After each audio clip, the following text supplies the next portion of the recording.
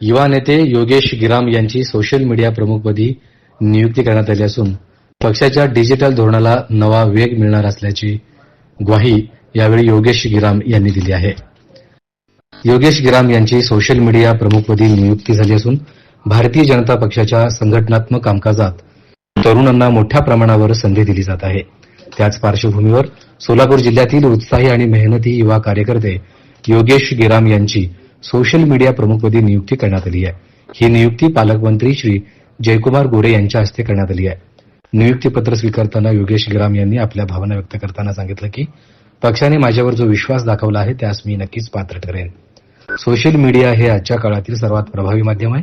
पक्षाची विचारसरणी, विकास कामे आणि जनतेशी जोडणारे उपक्रम डिजिटल माध्यमातून पोहोचवण्यासाठी मी प्रामाणिकपणे प्रयत्न करणार असल्याची त्यांनी यावेळी ग्वाही दिली.